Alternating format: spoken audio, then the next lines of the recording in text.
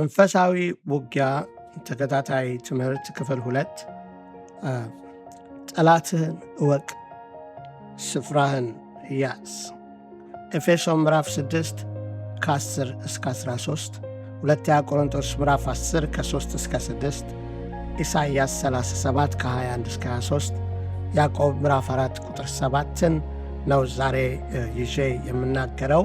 ሰላም ቅዱሳን፣ በጌታ በኢየሱስ ክርስቶስ ስም መልካም ሳምንት እንዳሳለፋችሁ ተስፋ ያደረግኩኝ። ባለፈው የጀመርነውን የመንፈሳዊ ውጊያን ማሸነፍ በሚል ሐሳብ የጀመርኩትን ትምህርት ዛሬም እቀጥላለሁ። የዛሬው ትምህርት እጅግ በጣም እንደሚባርካችሁ አምናለሁ። ቬሪ ፕራክቲካል የሆነ ሐሳቦችንም እሰጣችኋለሁ። ኢየሱስ ክርስቶስ አስቀድሞ ውጊያውን አሸንፎታል፣ ድሉን አረጋግጦልናል እና የምንዋጋው ባለፈው እንዳልኩኝ ለድል ሳይሆን ከድል ስፍራ ላይ ሆነን ነው መንፈሳዊ ውጊያ የምንዋጋው። ዛሬ ሌላ ደረጃ ወደ ጥልቅ ደግሞ ገብተን እናያለን። ጠላትን ማወቅ እና ዕለት ዕለት ያለ ድል ቦታ ላይ ይዘን ስንዋጋ ጠላታችንን ማወቅ አስፈላጊ ነው። ጠላቶቻችሁ እነማን ናቸው? ፓስተር ዝርዝር ስጠኝ ጠላቶቼ ማን ናቸው ብሎ ለሚል ሰው ብዙ ጠላት ነው ያለው። ድንቁርና ጠላት ነው፣ ድህነት ጠላት ነው፣ ህመም ደዌ ጠላት ነው፣ ክፉ ሰዎች መጥፎ ሊያደርጉባችሁ የሚመጡ ሰዎች ጠላት ናቸው፣ ዲያብሎስ፣ ስጋ፣ ዝርዝሩ ይቀጥላል። ነገር ግን በዚህ ተከታታይ ትምህርት ውስጥ ትልቅ ትኩረት ሰጥተነው የሁሉ መሰረት የሆነውን ውጊያ የምናሸንፍበትን የዲያብሎስ መንፈሳዊ ዓለም ጦርነትን ነው የምናተኩረው። ዲያብሎስን መዋጋት ላይ ያለው ሐዋርያው ዮሐንስ በአንደኛ ዮሐንስ ምዕራፍ 2 ቁጥር 16 ላይ ሲነግረን ዓለምን ሁሉ ማለት የሥጋ ምኞትን፣ የዓይን አምሮትን፣ የኑሮ መታበይ ናቸው፣ ይህ ሁሉ ከዓለም ናቸው እንጂ ከአብ አይደለም ይለናል። የመጀመሪያው የገለጸው የሥጋ ምኞት ነው። ጠላት ሥጋዊ ፍላጎቶቻችን አማካኝነት እነሱን በማነሳሳት የሥጋዊ አፒታይታችንን ለማሟላት ወደ ኃጢአት እየጎተተ ይወስደናል ማለት ነው። በዛ ይሞክራል። ሁለተኛው የዓይን አምሮት ነው። በምናየው ነገር በሚታየው ነገር ላይ ይሰራል። ቅናትን፣ ፉክክርን በሰዎች ሕይወት ውስጥ ያስገባል። የሌላውን መመኘትን የሚያመጣው ከዓይን አምሮት ጋር በተያያዘ ነው። የኑሮ ትምክህት፣ ይሄ ትዕቢተኛነትን፣ ኩራትን፣ በራስ መተማመን ስል እግዚአብሔር አያስፈልገኝም የሚለውን የራስ መተማመን ማለት ነው። የራስ መተማመን ምንድነው? እኔ ያደርገዋለሁ በእግዚአብሔር እርዳታ ከሚለው ውጭ እግዚአብሔር አያስፈልገኝም I can do it myself የሚሉ ሰዎች አሉ። ይሄ ትምክህት ነው። እነዚህ 3 ደረጃዎች ሁልጊዜ እነዚህ 3 ስልቶች ሰይጣን ሁሌ ሲጠቀምባቸው የኖረ ስልቶች ናቸው። ገና ከኤደን ገነት ጀምሮ ሔዋንና አዳምን በጣለበት ጊዜ፣ በአሁኑም ዘመን በኢየሱስ ክርስቶስ የመንፈሳዊ ውጊያ ጊዜ ሰይጣን ተጠቅሞባቸዋል። እነዚህን 3 ፈተናዎች ነው ወደ ኢየሱስ ይዞ የመጣው። ዋናው ልናቅ የሚገባው ነገር ጦርነት ውስጥ ነው ያለ ነው። ወደድንም ጠላንም መንፈሳዊ ውጊያ ውስጥ ነው ያለው። እኔ ስለ መንፈሳዊ ውጊያ መስማት አልፈልግም ለምንል ሰዎች ራሳችንን አናታለን። ስለ ሰይጣን ብዙ መናገር አልፈልግም ለምንል ሰዎች እግዚአብሔር እሱ ይያዝልኝ እንጂ ለምንል ሰዎች እንደሱ አይደለም። ኤፌሶን ምዕራፍ 6 ላይ የእግዚአብሔር ቃል ሲናገር እንዲህ ይለናል። በቀረውስ ይለናል ኤፌሶን ምዕራፍ 6 ቁጥር 10 ላይ በጌታና በኃይሉ ችሎት የበረታችሁ ሁኑ፣ የዲያብሎስን ሽንገላ ትቃወሙ ዘንድ እንዲቻላችሁ የእግዚአብሔርን ዕቃ ጦር ሁሉ ልበሱ። መጋደላችን ከደምና ከሥጋ ጋር አይደለምና ከአለቆችና ከሥልጣናት ጋር ከዚህም ከጨለማ ዓለም ገዦች ጋር በሰማያዊ ስፍራ ካሉ ከክፋት መንፈሳውያን ሰራዊት ጋር ነው እንጂ። ስለዚህ በክፉ ቀን ለመቃወም ሁሉንም ፈጽማችሁ ለመቆም እንድትችሉ የእግዚአብሔርን ዕቃ ጦር ሁሉ አንሱ አለን። ክብር ለኢየሱስ ይሁን። ከዛ በኋላ ስታነቡት የዕቃ ጦሮቹን መዘርዘር ይጀምራል። ጳውሎስ መጋደል አይደለም ያለው፣ መጋደላችን እናንተንም ጨምሮ እያላቸው ነው ለኤፌሶን ሰዎች፣ ወይም ዛሬ በዚህ ዘመን ላለ ነው።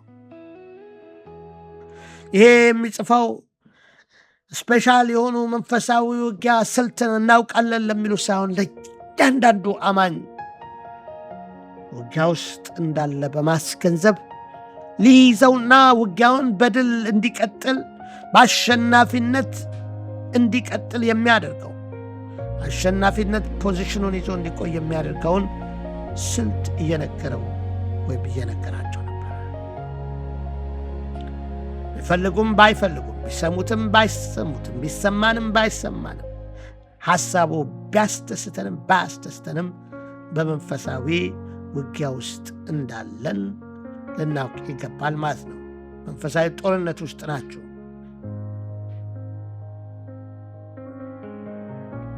መንፈሳዊ ጦርነት ውስጥ መሆናቸው ብቻ ሳይሆን ይህንን ጦርነት ለማሸነፍ የሚያስችሉ በቂ መሳሪያዎች እንዳሉ ጳውሎስ በዛው ደግሞ ይነግረናል። ያ ብቻ አይደለም። በሁለተኛ ቆሮንቶስ ምዕራፍ 10 ከቁጥር 3 እስከ ቁጥር 5 ላይ የዚህ ጦር መሳሪያን ብርታት ደግሞ ይነግረናል። እንዲህ ይላል፣ በሰው ልማድ ምንም እንኳ የምንመላለስ ብንሆን እንደ ሰው ልማድ አንዋጋም። የጦር ዕቃችን ሥጋዊ አይደለምና ምሽግን ለመስበር ግን በእግዚአብሔር ፊት ብርቱ ነው። የሰውንም ሐሳብ በእግዚአብሔርም ዕውቀት ላይ የሚሠራውን ከፍ ያለውን ነገር ሁሉ እናፈርሳለን። ለክርስቶስም ለመታዘዝ አእምሮን ሁሉ እንማርካለን። መታዘዛችሁም በተፈጸመ ጊዜ አለመታዘዝን ሁሉ ልንበቀል ተዘጋጅተናል ይላል።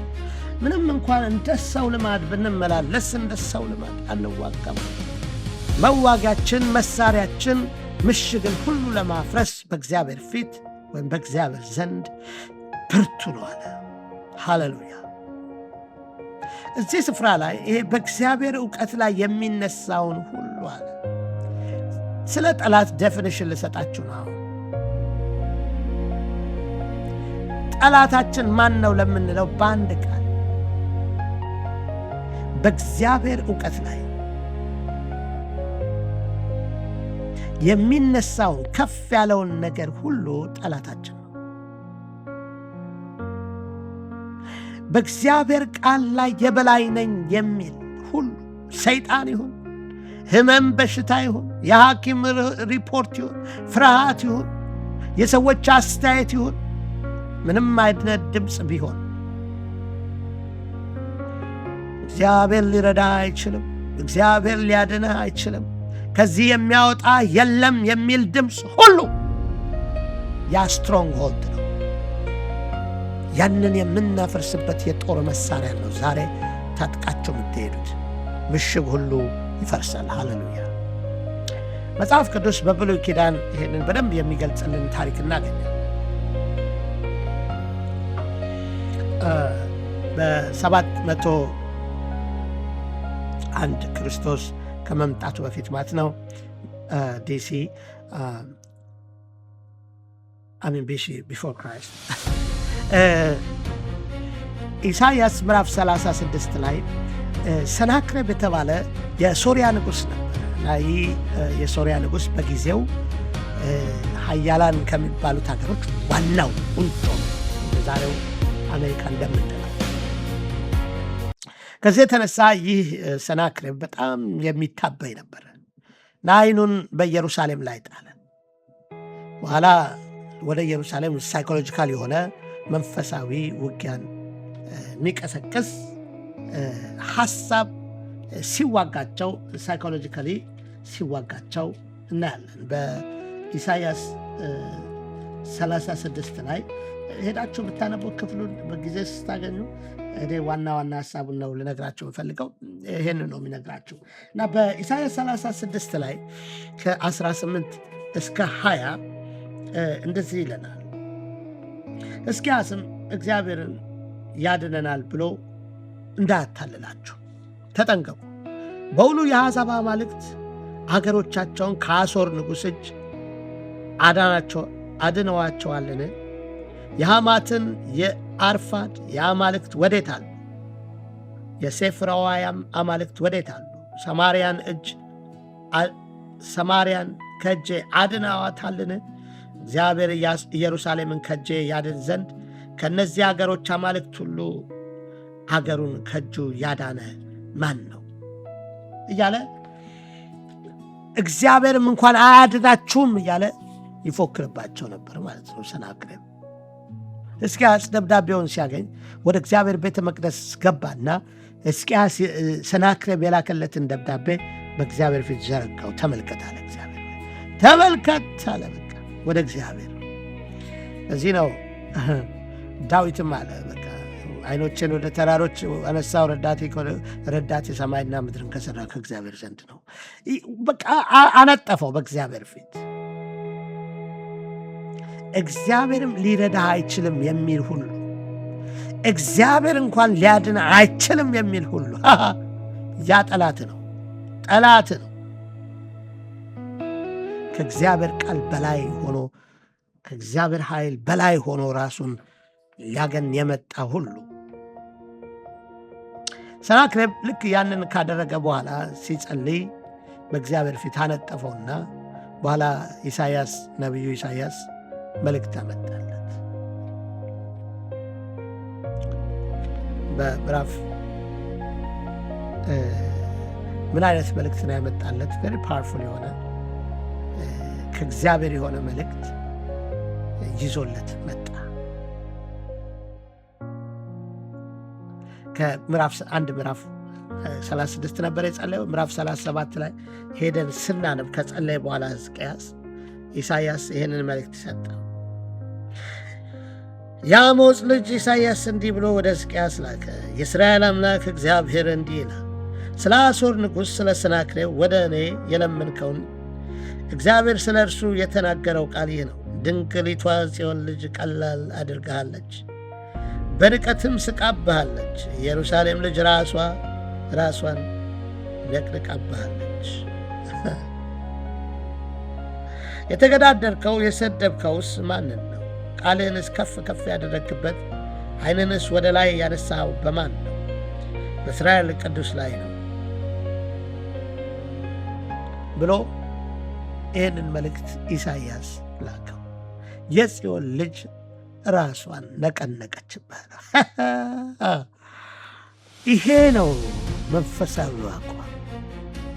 ይህንን ቃል ነበር እግዚአብሔር በአፋቸው ያስቀመጠው።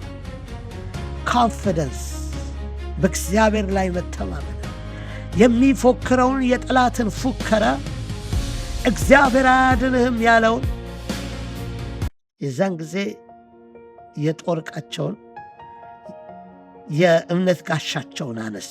ፍላጻውን ሁሉ የሚንበለበለውን የሚያጠፉበት የራስ ቁራቸውን ላያቸው ላይ ደፉ። እግዚአብሔር አዳኜ ነው፣ ክርስቶስ በመስቀል ላይ ሰርቶ ጨርሶልኛል፣ በእርሱ ቁስል ተፈውሻለሁ፣ በደሙ ጸድቄአለሁ ብለን የምናውጀው ያ ቃል ሲመጣ ያ መንፈሳዊውን ውጊያ ምሽግን ሁሉ የምናፈርስበት መንገድ ነው። በሶስት አይነት ዲሜንሽን ይሄን እናየዋለን። ጳውሎስን በሌላ ስፍራ ላይ ለጢሞቴዎስ ሲነግረው በአንደኛ ጢሞቴዎስ 1:18 ልጆ ጢሞቴዎስ ሆይ አስቀድሞ በተነገረው የትንቢት ቃል መልካሙን ጦርነት ትዋጋ ዘንድ አሳስባለሁ ሲለው እናገኛለን። አስቀድሞ በተነገረው ትንቢት ይላል። ስለዚህ ይሄንን if we put it together ሶስት አይነት ነገሮች እናገኛለን። የመጀመሪያው ምንድን ነው? እግዚአብሔር በግላችን የሰጠን ልዩ የተስፋ ቃል ይኖራል በየጊዜው። ልክ ስትጸልዩ ትዝ ይለኛል አንድ ጊዜ አሜሪካን አገር በሩ ሁሉ ዝግትግት ባለ ጊዜ እግዚአብሔር አስታጥቄ ወደ አሜሪካ ልኬሃለሁ አለ። ዝግትግት እኮ ነው። ያንን ቃል ይዛችሁ ስትዋጉ በሩ ሁሉ ይከፈታል። ገናም ደግሞ ወደፊትም ይከፋፍተዋል ያ ቃል። ሁለተኛ ክርስቶስ ፈጽሞ የሰራው ስራ ላይ መቆም፣ እሱ ድል ነሽ ያደርጋቸዋል። ስራው ተሰርቶ አልቋል የሚለው ላይ ስትቆሙ ሰይጣን መቋቋም የማይችለው እሱ ነው። እርግማን ሁሉ በክርስቶስ ተሰብሯል ብላችሁ እርግማን ልትሰብሩ ስትሰሩ ነው በጣም ያደክመው።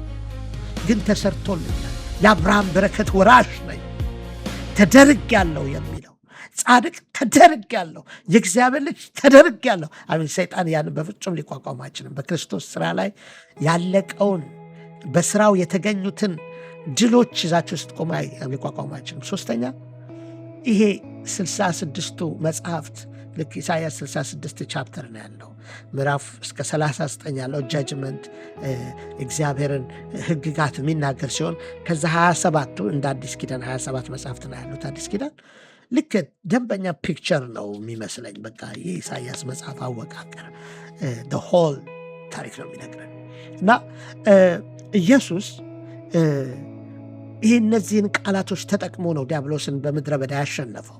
ለእኛ ምሳሌ ሊሆነን ማለት ነው። እሱ በእርግጥ የመጨረሻውን ሽንፈት የሰጠው በመስቀል ላይ ሞቱ ነበር እና በትንሣኤውና በሞቱ በግልጽ የሰይጣንን ስልጣን የገፈፈበት ነው። አሁን ስልጣኑ የተገፈፈ ጠላት እንደሆነ ማወቅ አለብን። ነገር ግን በምድረ በዳ በነበረበት ጊዜ ይሄ የአይን አምሮት፣ የስጋ ፍላጎት፣ የኑሮ ትምክት ከራስን ከዚህ ላይ ወደ እግዚአብሔር ወደ ትምክት እንዲገባ በራስ ወደ መተማመን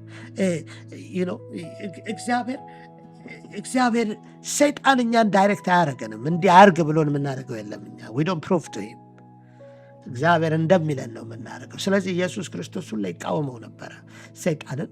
መጨረሻ ላይ ጥሎት እንደሸሸ እናውቃለን።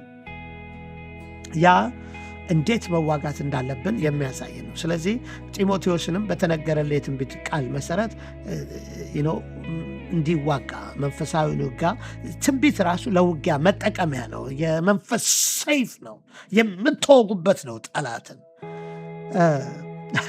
ፕራክቲካል የሆነ አንድ ገጠመኝ ልንገራችሁ። በኮሪያ በነበርኩበት ወቅት አንድ ጊዜ ከባንኬ ስልክ ተደወለና ኮንግራቹሌሽን አለች። ለካንሰር ኢንሹራንስ መስፈርቱን የምታሟላ የባንክ ደግሞ ከኢንሹራንስ ካምፓኒው ጋር አግሪመንት ፈጥሮ ልና ያንን እድል እንድትጠቀምበት ነው የደወልኩልህ አለች። ፕሮሚሲንግ አመሰግናለሁ፣ ነገር ግን አያስፈልገኝም አልኳት። ምን ማለት ነው አለች። ከዛ ወደ ስታስቲክሱ መጣችልኝ። በአሁኑ ጊዜ እኮ ይህን ያህል ሰው በዚህኛው ካንሰር ማለት ጀመረች። ይቅርታ አያስፈልገኝም፣ እኔ ካንሰር አይዘኝም አልኳት። ምን አለች? ምን ስለሆንክ? ረሳችሁ። ኢንሹራንስ መሸጡን ትታ ኢሞሽናል ይገባች። ምን ስለሆንክ? ማን ስለሆንክ ነው አንተ? እኔ እግዚአብሔር ልጅ ነኝ፣ ዳግም የተወለድኩኝ ክርስቲያን ነኝ፣ እኔም ክርስቲያን ነኝ አለች። ያ አንቺም ክርስቲያን ነች፣ ነገር ግን የእግዚአብሔር ቃል በእርሱ ቁስል ተፈወስክ ይለኛል አልኳት። አሜን። ከዛ በኋላ ሹራቱ ጭቅጭቅ ሆነ ከእሷ ጋር ማለት እችላለሁ። ያ ይሄ ስታስቲክሱን እያቀረበ ከዚህ ወጣ ማን ነው ብለህ ነው እያለ በቃ ይሄ ስትሮንግ ሆልድ ነው። ሜንታሊ አፍርሰነው ልንሄድ የሚገባ በጌታ በኢየሱስ ስም ስልጣን በመገረፉ ቁስል ክርስቶስ በጨረሰው ስራ ላይ በማረፍ ያ የውጊያ ትክክለኛ ፖዚሽን ነው።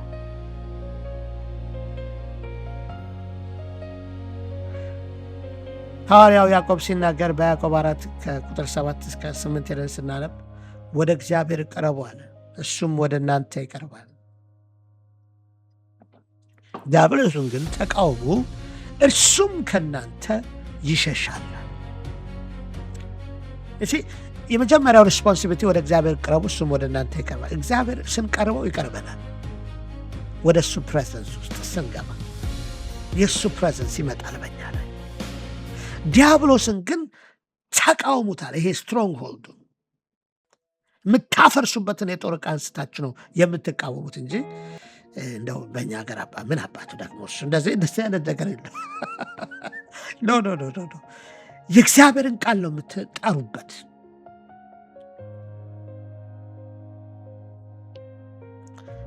ሰናክሬም የእስራኤል ሕዝብ ጽዮን ራሷን ነቀነቀችበት፣ በቃሉ ላይ ቆሙ። ከዛ እግዚአብሔር ተዋጋላቸው። የእኛን ፓርት ስናደርግ እግዚአብሔር የእርሱን ፓርት ያደርጋል። 185,000 የሚሆኑትን ሰራዊት ሌሊት መልአክ መጥቶ ምሽክ አደረጋቸው። ምሽክ ታሪኩን ሄዳቸው አነቡት። ለምን? ምክንያቱም ሕዝቅያስ የነበረው ፖዚሽን አቋሙ ሚሊተሪ ይዞ አይደለም የተዋጋው እኮ ጠላቱን በተነለት እግዚአብሔር። ዛሬ አወጁ ወገኖቼ ቅዱሳን፣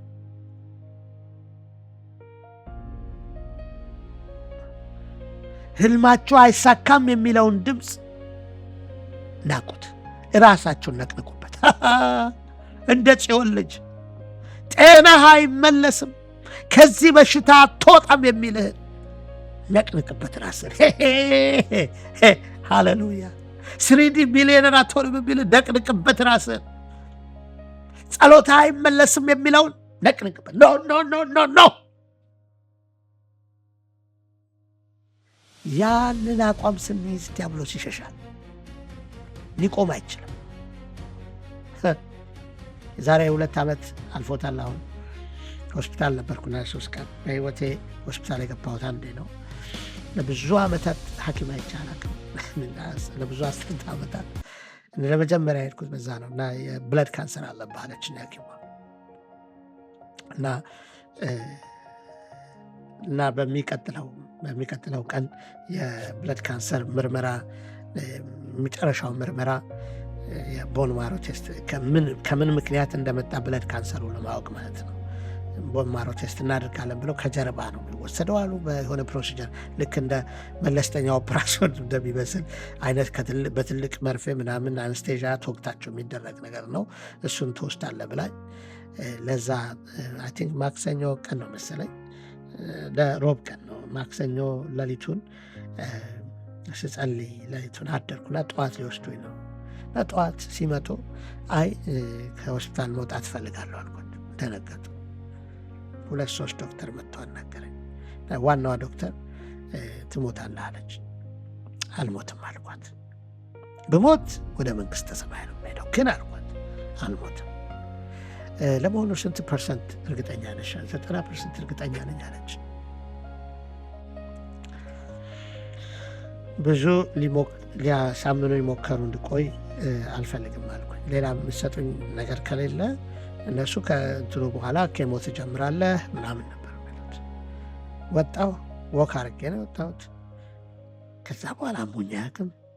ልቤ ምቱ ተስተካከለ። ኤቭሪቲንግ ኢዝ ፋይን።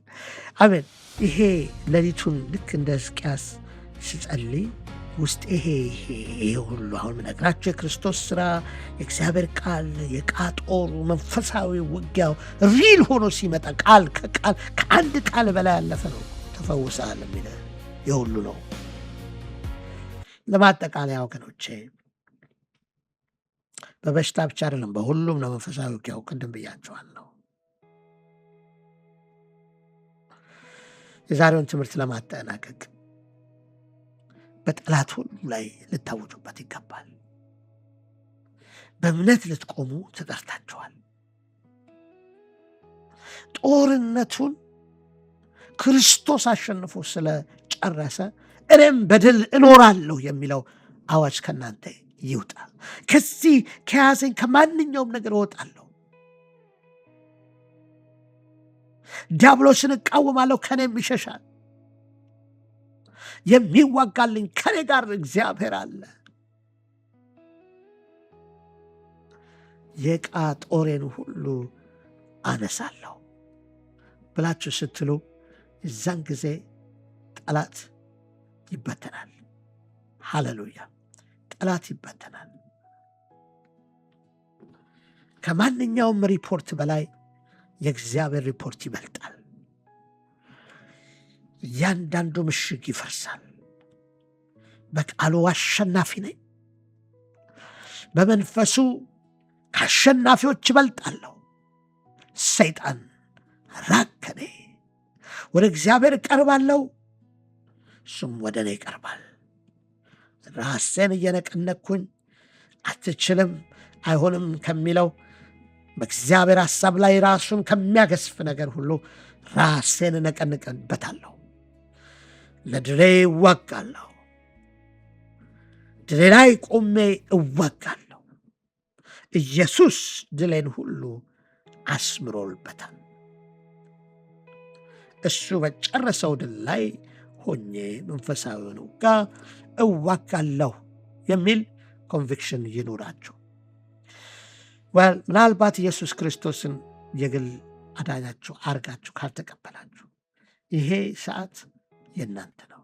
ጌታ ኢየሱስ በሉ እና ወደ ሕይወቴ ግባ፣ ኃጢአቴን ሁሉ ባፈሰስከው ደም ይቅር እንድትለኝ እጠይቅሃለሁ። የሕይወቴ ጌታና አዳኝ አድርጌ በዚህ ሰዓት እቀበልሃለሁ። ወደ ድል ስለጨመርከኝ አመሰግንሃለሁ። በኢየሱስ ስም አሜን። ይህን ጸሎት ጸልያችሁ ከሆነ ወገኖች ክርስቶስ ወደ እናንተ ሕይወት እንደገባ አምናለሁ። ልክ እንደ ጽዮን ልጅ በጠላት ሁሉ ላይ በድፍረት በመተማመን በእግዚአብሔር ላይ ባለ ኮንፊደንስ ራሳችሁን ነቅንቁበት። ሃሌሉያ ነው ወይ በሉት። ክብር ለኢየሱስ ሲሆን በሚቀጥለው የበለጠ ሌሎች መንፈሳዊ የጦር ዕቃዎችን እንመለከታለን። ከዛው ድረስ ደህና ቆዩኝ። ምናልባት ይህንን ቻናል ሰብስክራይብ ካላረጋችሁ ላይክ፣ ሰብስክራይብ፣ ሼር በማድረግ መልእክቱ ለሌሎች እንዲደርስ አድርገው። እግዚአብሔር ሆይ ስለ እያንዳንዱ ሰው ይህንን ቃልን ስለሰሙት እጅግ አድርጌ አመሰግንሃለሁ። የመንፈሳዊ ውጊያን ምስጢር ገልጠ ሁሌ በድል ታኖራቸው ዘንድ በስፍራ ሁሉ በድል የሚያዞረን ተብሎ እንደተጻፈ በስፍራ ሁሉ በድል ይኖሩ። ማንኛውም በሽታ ከነሱ ላይ የተነሳ ይሆን፣ የክፉ በሽታ፣ የክፉ ኃይል፣ የጨለማ ጉልበት በእነሱ ላይ ያለው መሳሪያ ሁሉ በኢየሱስ ስም አይከናወን። በጌታ በኢየሱስ ስም እነሆ ጌታ ሆይ አንተ ድልን እንድትሰጣቸው እነሆ ምሽጉ ሁሉ በኢየሱስ ስም የፈራረሰ ይሁን። እናመሰግንሃለን ስለ ቃልህ። ከፍ ከፍ በል በጌታ በኢየሱስ ስም አሜን። እግዚአብሔር ይባርካቸው። ይህንን አገልግሎትም ደግሞ በገንዘባችሁን በጸሎት ሰፖርት ለምታደርጉ አመሰግናችኋለሁ። በመቀጠል ታደርጉት ዘንድ ማበረታታችኋለሁ።